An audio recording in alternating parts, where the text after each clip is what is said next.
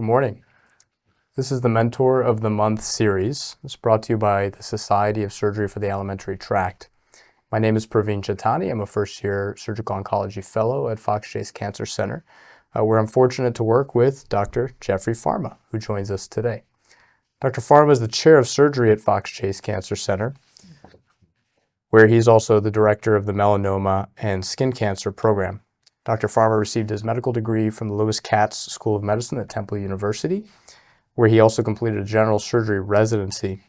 Amidst his residency training, he spent 2 years at the National Cancer Institute in the lab of Dr. Steven Rosenberg. He went on to complete a fellowship in complex general surgical oncology at the Moffitt Cancer Center in Tampa, Florida, before taking his first and only job at Fox Chase Cancer Center here in Philadelphia, where he has served for almost 15 years. Thank you so much for taking the time to speak to us today, Dr. Farma. Thanks, Prav, for inviting me. It's great to do this. I won't give away your age, but you're in the minority of chairs appointed before the age of 50. You've had remarkable success in climbing the academic ladder that we so often refer to. And I want to spend some time today addressing not just the successes that you've had, but any shortcomings that lay between them and some of the unexpected challenges along the way. Let's start this conversation where many others leave off, which is, have found that ever-desired job. As an academic surgeon, I'm at the University of Universities. I've bookmarked all the tweets on how to succeed in my first 3 years in practice. I'm already playing golf with all of the gastroenterologists. My referral stream is in process. Now what? Yep. Well, first, you won't be able to play golf with them because as surgeons, it's a different age and we're too busy. I wish I had the time for that, but it would be nice. I think the most important thing is really, I don't think anyone embarks on this journey having a set goal in mind. And I think if you hear a lot of leadership talks and surgeons' experiences, it is much more of a convoluted path than you would think. You just stepwise approach. I'm going to do this and then this and then this and then this. And I think one of the most important things is being malleable, looking at opportunities, identifying ways that you can be successful in those opportunities, and parlay that into other successes and ways to do things. I think that would be my kind of key take-home points, that you can't plan for everything. Surgeons like planning and like being organized, and we're all type A. I think a lot of this, you have to be malleable. You have to be able to somewhat go with the flow. You have to express your desires and be honest with those around you. But I think a lot of it is learning the environment where you're at, learning what is specific to your university and where you are, and then kind of using that to foster and know your resources and ways that you can adapt and to get to the goals that you need. Very nice. I think earlier in our careers, we have a lot of energy. We have a lot of enthusiasm and desire. Part of how we're able to channel that is through mentors and sponsors who direct that in a more organized way. When you were a new faculty member, how did you go about finding or identifying your mentors and sponsors? And were there any specific key relationships that helped you ascend the ladder as you did? I like a stock portfolio. You have to have mentors for different aspects of your life and your career. I don't think it's one size fits all. There's surely mentorship that, maybe it's, well, how can I,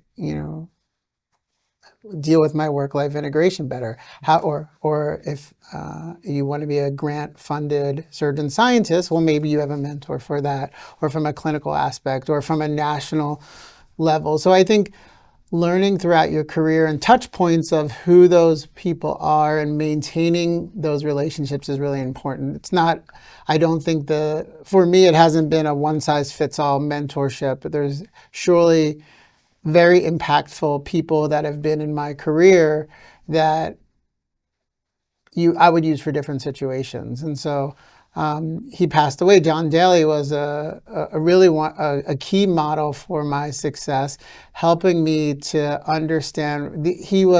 I would look at it as like when I had big questions and convoluted decisions that I needed to make. He was like my real go-to, and had a broad understanding of surgery, national and international surgery, both in the country and farther, and things that, well, it's a really good idea, talking to people and finding out, like, even going back to when, and I suspect you as well, when we were at the NCI, it was like, I didn't even know about it when I was a resident, but you talk to people, and Adam Berger and was like, oh, this was an amazing opportunity. I had no idea that. And so talking to people, and I think using those skills throughout your entire career is really important, because you never know where that little nugget of information will then set you on a completely another trajectory that really will change how you look at the world, which the NCI did for me, and I suspect you, and I suspect most everyone who went through there, changes your perspective of surgery and science and discovery and all of those things. And those types of nuggets and pearls of wisdom have been very, very helpful throughout my trajectory on, yeah, you should really look at this organization, or I put your name in to be part of this committee. What do you want to do? I think you should really reach out to them. And so having the different kind of aspects of mentors that can help with that has been very helpful for me. Were there any mentor or sponsor relationships that you would characterize as surprising or unexpected? No, I think there's two. I sometimes wish we all get very, very busy in life, and I've wished sometimes that I foster some of the relationships more than I did. Sometimes I think as I have mentored people now, I love hearing from the successes and questions when people reach out to me. And sometimes we all get busy, and I wish I almost was more regimented in maintaining or continuing communications with some of my mentors around the country. I don't think it should always be just like, oh, I have this acute problem, and then it's almost like you should have it shouldn't only be with the acute issues that you reach out. And I think I could have and can still do a better job of that at some times or aspects. I think the mentorship, it's a give and take, and it does take success, definitely, and time and diligence. A lot of people have active set meetings. I can't say I've been that regimented, just because our lives are really, really busy, and you get caught up in life and children and family and work and research and all those things. But when the big problems come, I surely have, my circle that I know, and it doesn't have to be someone, the mentor, it's also your colleagues. I still talk to a lot of my co-fellows from fellowship, where I trained at Moffitt, for the more kind of, where we can kind of just discuss issues that, like, yeah, what would you do in this situation? Or how did you deal with this? That I think is as helpful as sometimes we all think, that the mentors 20 years ahead of you has been through it. It doesn't always have to be that. It can be your contemporaries as well, which is, in my career, has been as helpful in a lot of situations as some of my other mentors. Right. Yeah, that's very, very true.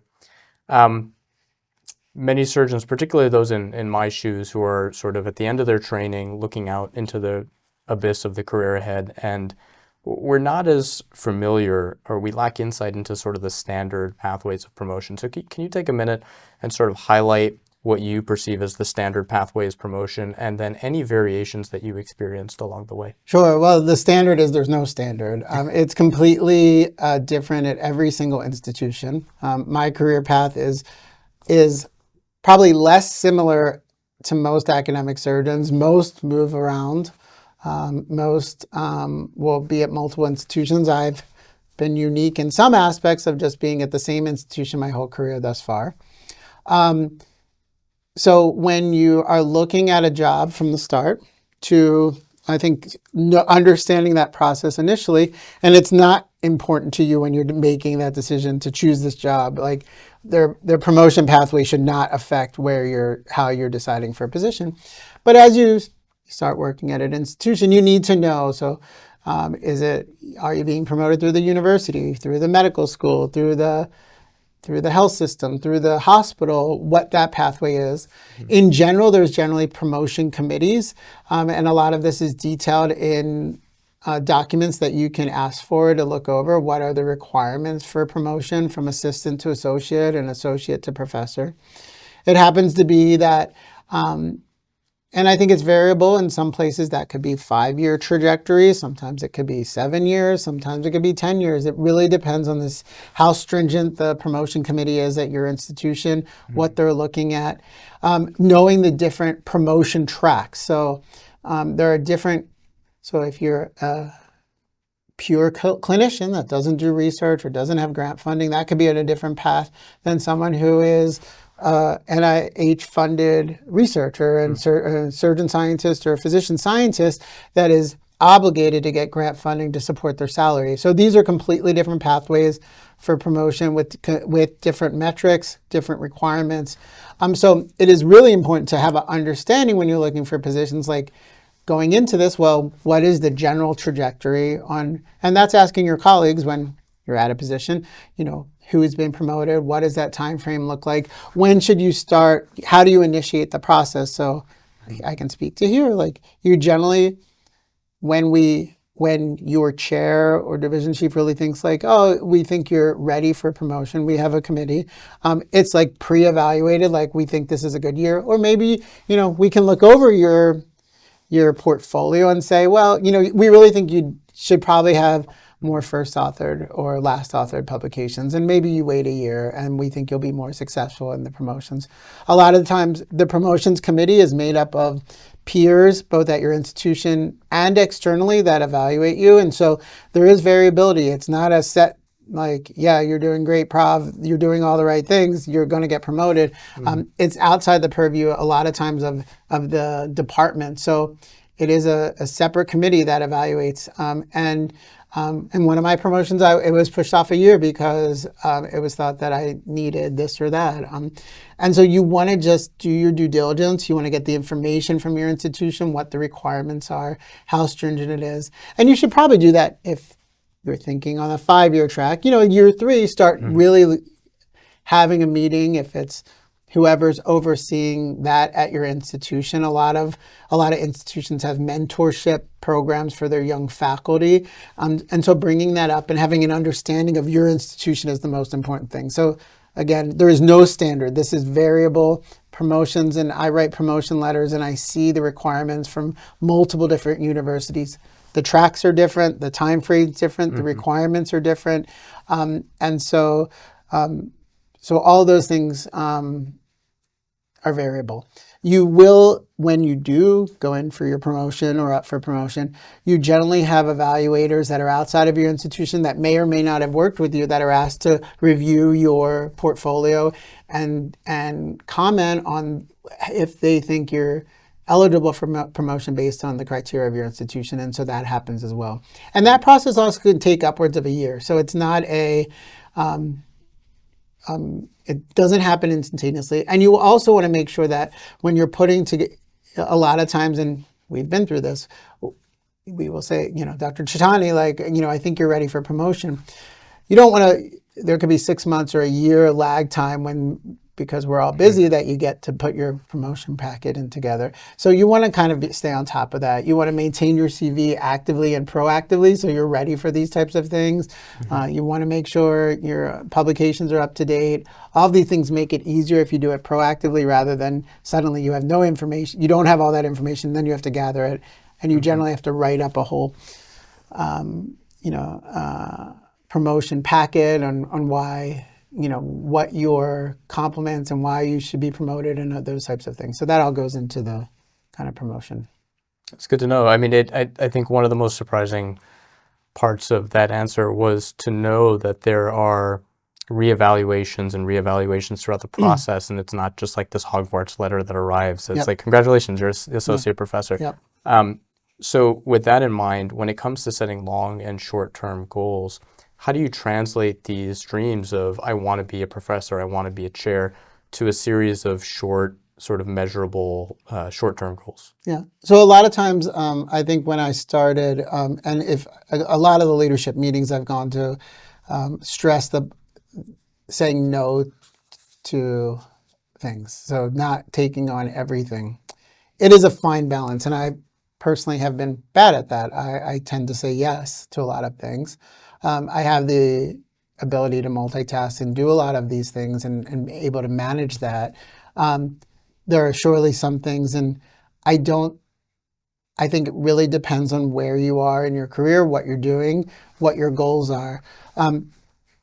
If you are a surgeon scientist and have a lab, I mean, you definitely have to compartmentalize your time, I think, better, because you need to focus on if it's getting data so you can get grant funding and all those things. That's important. You need protected time for that. I think if you don't have that support and backing, that's going to be very difficult. You're going to be asked suddenly, oh, you're really nice. You should be on this committee and this committee and this committee and this committee. And it's a fine balance of controlling all of your time and being regimented versus you do have to say yes to some things. So if you say no, no, no, no, no, then suddenly it will be very quickly, well, we're going to stop asking because we already know that you're not going to be, you're not interested in that. And I do think that at times will backfire on you. You also could say yes to everything and get overwhelmed. And so it is this fine balance. But there are some things when you're starting off, I do think you should say yes to. And I've learned a lot.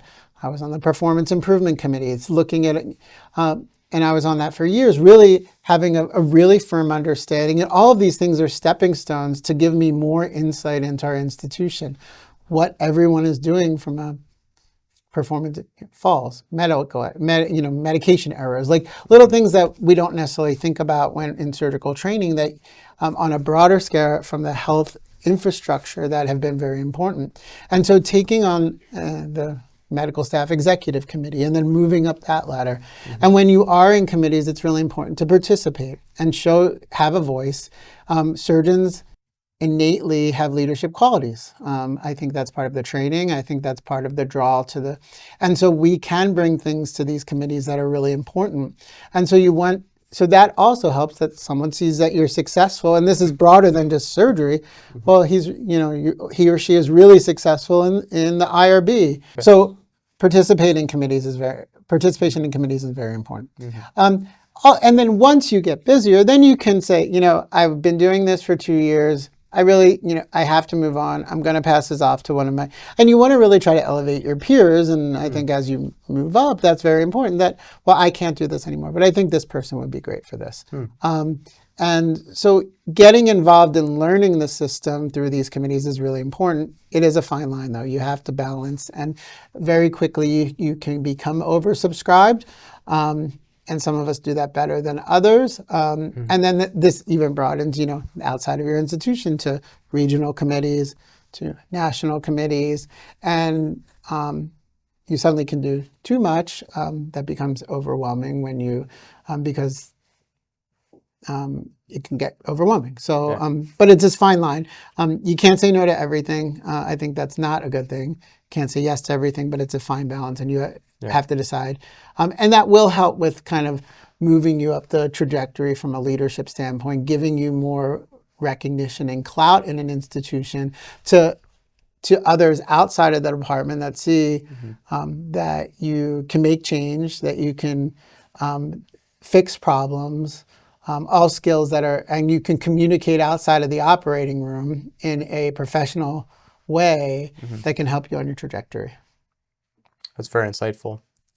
So let's say, for argument's sake, I want to push the envelope a little bit. Let's say I've been an assistant professor in surgical oncology at Fox Chase. I've been here for 5 years. I've said yes to all the right things. I've said no to all the right things.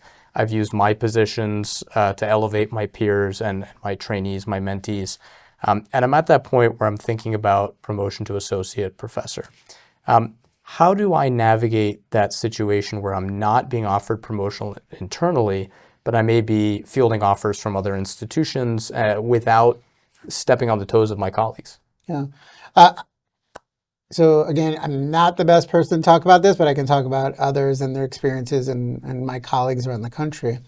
I think there's a couple of things. So the lead-in, I think it's very important to sit down with your leadership throughout, if it's biannually, if it's annually. Here it's almost more granular just because we have really close-knit ties and collegiality with all of my staff, to know that your division chief or your chair should probably have known 2 years ago, like, oh yeah, Prav is really looking, he's doing all the right things, he's moving forward.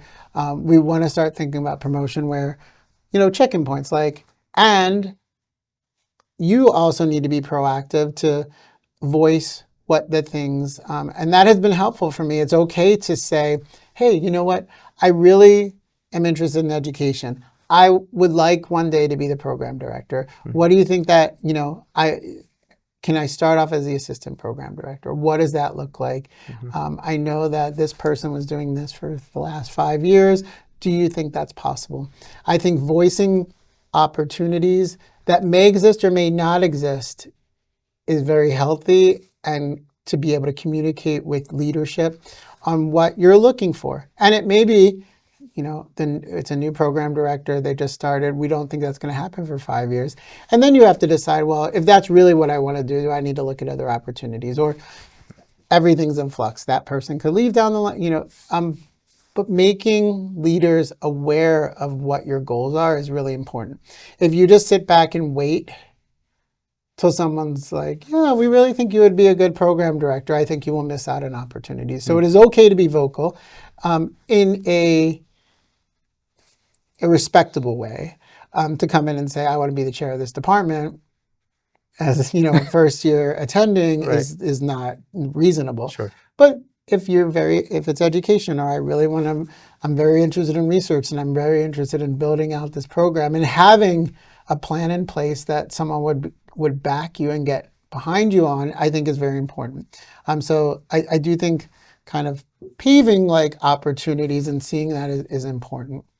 In terms of looking at other opportunities, so a lot of faculty use this for different ways, and so it can be a mechanism for faster trajectory and faster promotion. So to move, if it's assistant to associate or associate to professor, it can increase your salary potentially faster depending on, but the grass is never greener on the other side. I mean, there's a lot that goes into moving. And I think, and again, heard this more than anything else, I think it is absolutely fine to look at other opportunities and probably healthy if you're interested. I don't think just doing it, I think we all have to be professional. I think just doing it to see what's out there when you have no interest in going to X, Y, or Z university, but you're just going to go and to see, but you would never ever move there, is a waste of everyone's time. And I wouldn't really use that.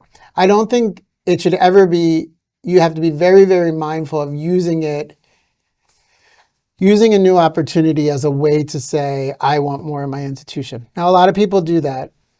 I think you have to be very careful about that, because if you're not happy at your institution, you're just kind of kicking the can down the lane a little bit. I think, and so you just have to be mindful. I think if you're interested in other, it's absolutely fine. If you're going back for a second look, I think you need to be transparent with leadership, division chief, and let them know, like, I want you to know, like, I've been really supported here. I have a great relationship with you, but I am looking at this opportunity. And then, there's the whole aspect of your family and that you have to take into consideration. And there's some that are willing to move their kids around the country. But I do truly believe in family and work-life balance, integration, whatever we're calling it nowadays. I would personally not be able to move my, high school kids and the impact of that. Others can. And so you have to think about those things.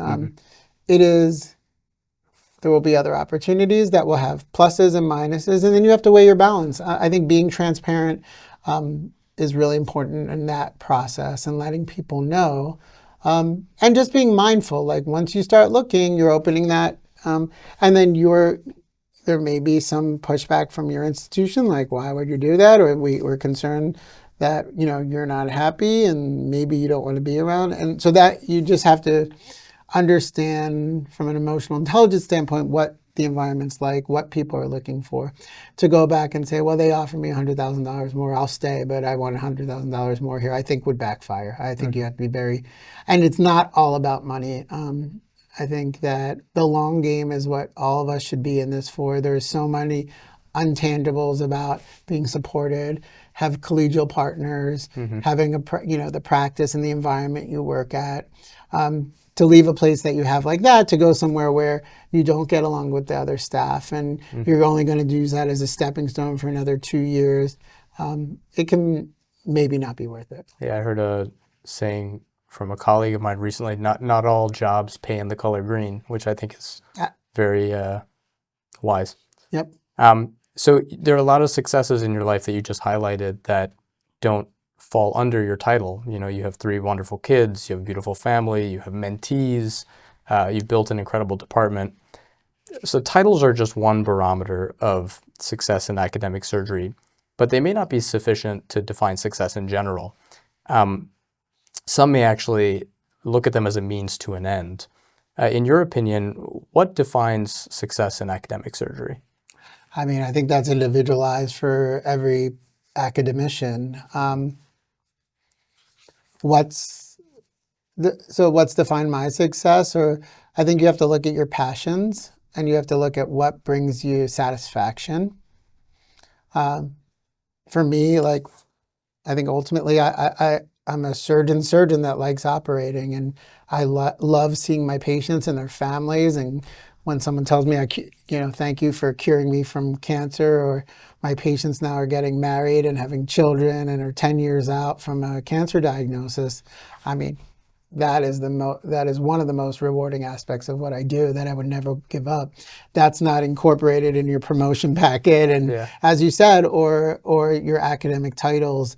And then there are some physicians that's not the most. Maybe it is finding that new discovery, or publishing another paper, or high impact journals, or your H index, and all of those things. And if that's your passion, being supported for that, or mentoring.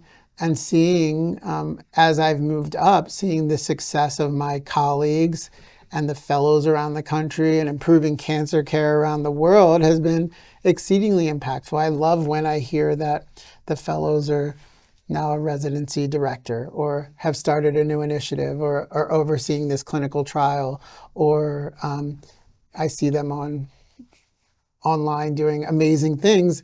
Knowing that I had a touch point in their career is very rewarding for me. Working with students has been amazing. The research we've done with students and seeing their trajectory through residency and then fellowships, and now taking academic positions, that's been very rewarding. And all of this in the context of my family's, as you know, is exceedingly important to me. And it was very important to me going into all of this as a surgeon that I would carve out time, that I could be the husband and father that I want to be. Is it ideal? No. Is it perfect all the time? No. But knowing that, because unfortunately, quickly in a blink of an eye, they're in college, but maintaining those relationships and knowing you have an impact on them is very important. That's way more important than another paper that goes on your CV, in my mind. That may be different for others. And it's this balance of all of those things that you have to take in. So I think it's a very personalized thing. I think going back to like your promotions, it's putting all those things together. I think if you're at an institution that values a lot of these things, they will see that in you as a personality, that your direct reports will know that it's not just, I can do 10 to 15,000 RVUs a year, or they're an amazing surgeon they're here all the time in the hospital. But I think it's this balance of being able to do multiple of these things that, well, the trainees love working with them. Like, where's that? Yes, there's teaching awards and things, but they're really good at research. They're really good clinically. They have amazing outcomes, like putting that all together. And I think being in a place that's collegial, where you have support and they know you as a person and you're not just a cog in a wheel, is really important. And that's where it kind of ties into, and that's where people will advocate for you and help to say, so maybe you don't have all those papers, but that someone is absolutely 100% critical to this institution and lives and breathes this place and does this for the institution. Well, that will be bubbled up and people will know about that. So as So one thing we've talked about, one criticism of titles is that they fail to consider shifts in values and experiences, especially as our workforce becomes more diverse and our priorities and our values become different. How do you envision titles changing over the course of the next, say, 5 to 10 years? Yeah, I think going back, I think it will be individualized. I don't think there'll be a set standard. I think institutions, including us, have looked at like the different tracks and really what that means in defining, and also mobility between tracks. Well, maybe you came in as a surgeon scientist.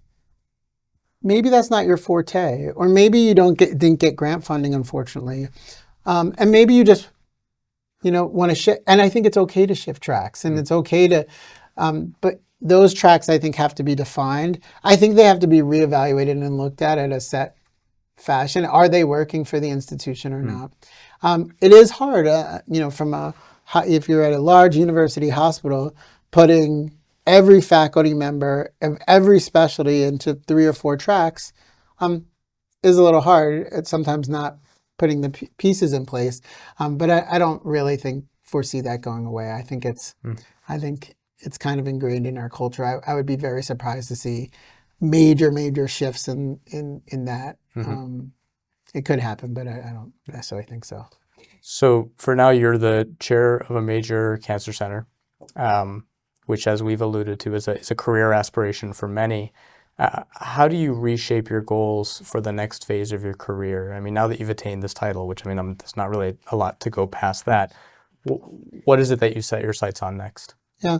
I never went into this I was not I want to be a chair of surgery when I was a resident. I did have leadership qualities that I think put me on this trajectory. Just someone who I was never satisfied with the status quo. From the most mundane to complicated issues. So if there's a problem that I thought I could impactfully change or improve, I was vocal about doing that. And I think that's kind of what continued me on this trajectory of program director, division chief, chair. Currently, right now, what I want to do is continue to grow our department and be bigger and brighter and bring new talent in. I want to continue. Culture is exceedingly important to me, and building a culture of respect, collegiality, and support where we can grow future national leaders in the cancer space is really important to me. That's my kind of short-term goals, to expand our programs and footprint in the region. And then we'll see. I mean, I'm very excited about this role. I have amazing faculty. We're recruiting a lot. So that's my goal right now in the 3 to 5 year time frame. What comes next is I do think all of us looking at other opportunities. I personally would like at some point to probably get an MBA. I think it gives me insight that I don't particularly have. I'm not great in finances, and I think that's a weakness that it never really came through with my English degree and my training to be a surgeon. So there are aspects of that. But again, going back to my family, I think I would wait on that for a couple of years until I have a little more bandwidth. It's an interesting point that you brought up about advanced degrees. A lot of the literature that's out there on career advancement, survey studies, things like that, look at advanced degrees and how they play a role in movement up the academic ladder. When you see 2 candidates and one of them has an MBA and they're applying for the same role, or one of them has an MPH, how do you factor that in? Where does that play into your calculus? It's a factor. I think it really just depends on what the role is. I don't think there's been plenty of people, both here and outside, that have these advanced degrees that really it doesn't amount to anything or doesn't change the path. If you're looking for someone that is really interested in health service research and has an MPH, well, I probably would put some credibility in that, that they will be able to probably be a little more successful in that. Not 100%, and I think it's based on that. The MBA is plus minus. I don't think you have to tell your story, so to speak. So if you have an MBA and you really are interested in quality improvement and, in your junior years, it's hard to envision how you really would incorporate or utilize that. I think as you move forward, I think it's probably a little more on a higher level helpful. So I do not think an advanced degree is 100% a necessity. We are seeing more and more of that. There is surely a shift in the number of publications we're seeing in advanced degrees and applicants for a lot of the different aspects, from even residency to fellowship to attending level. But I think you just have to use the context of the advanced degree shouldn't overwhelm or change your decision making. I think it really comes down to what the person is and what the position is, because it may not be relevant at all. Got it. So there was a recent survey in the Annals of Surgery that surveyed leaders in the surgical community across the country, chairs, division chiefs, et cetera.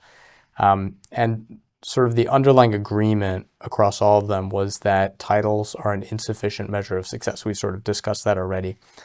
As a chair, though, how do you decouple this prestige of academic advancement from the inherent gratification that we as physicians are all entitled to on a day-to-day basis, making a difference? How do you decouple those two things? I think it depends what those titles are. So if you look at some institutions,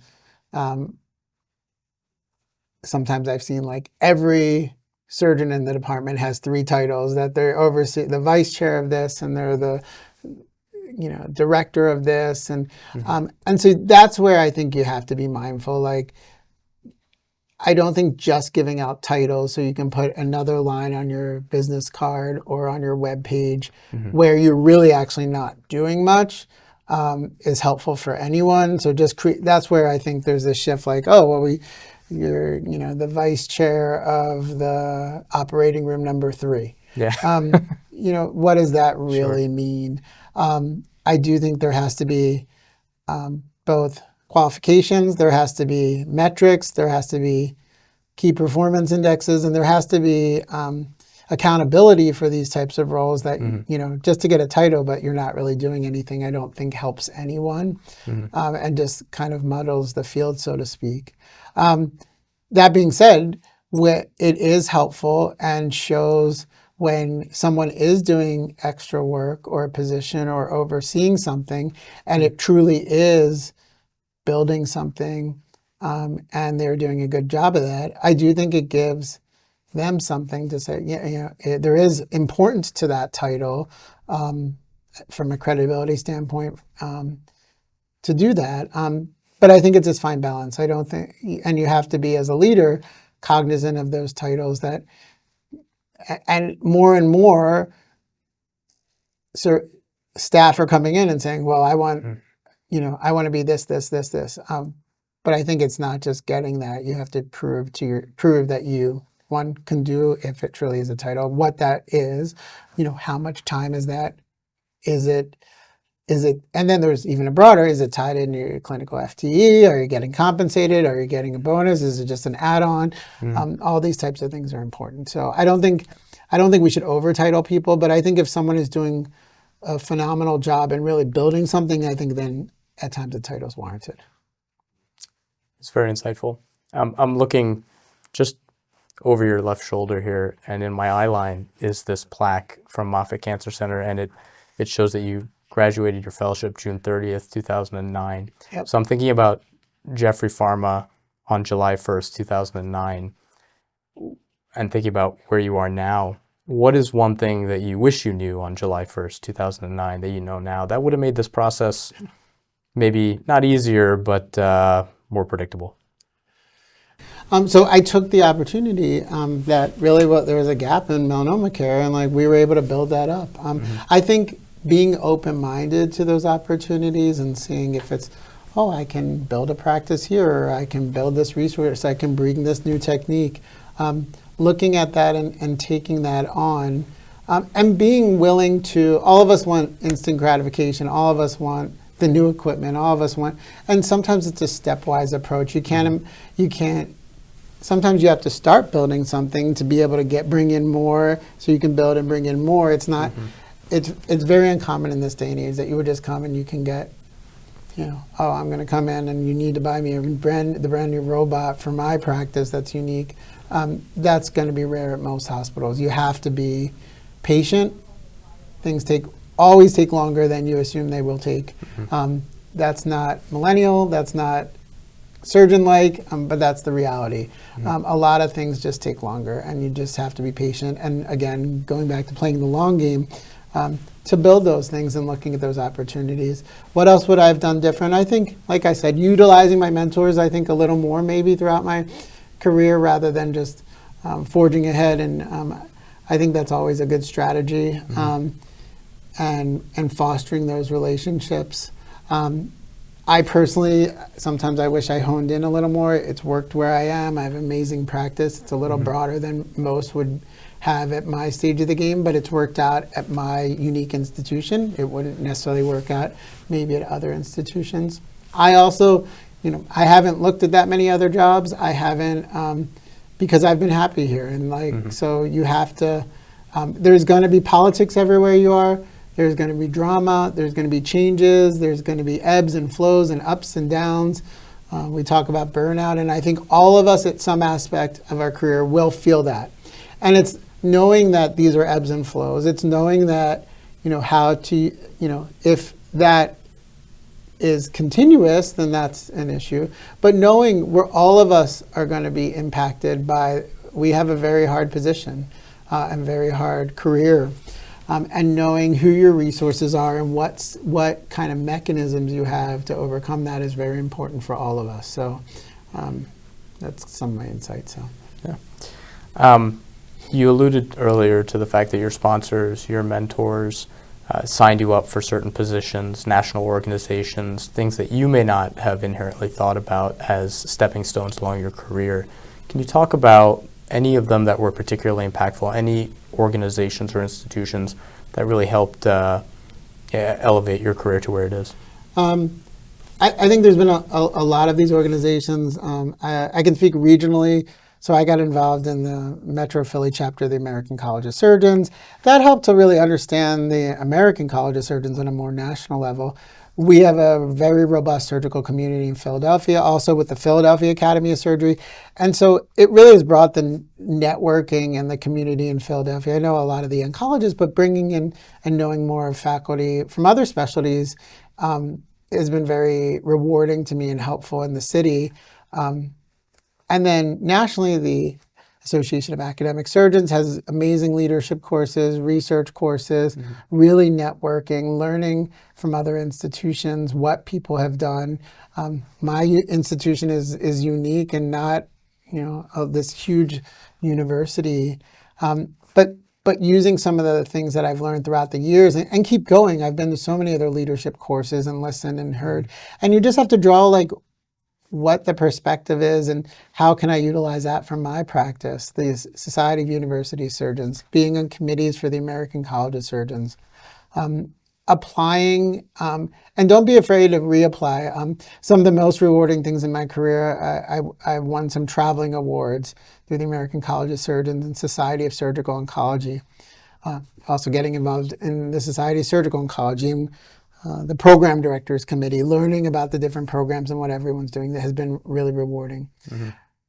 But these traveling awards, if you have the opportunity, you may have to apply a couple years in a row, but showing interest in doing that, it opened my mind to surgery around the world and brought in collaborations from a research standpoint around the world, seeing what others are doing, seeing how, a lot of what we're dealing with, turnover times in the operating room, efficiency is the same in Europe as it is here. And so seeing that and bringing that together, and then also seeing really, speaking of the American College of Surgeons, really seeing the power of the American College of Surgeons for quality and how much the rest of the world surgeons are looking at that organization.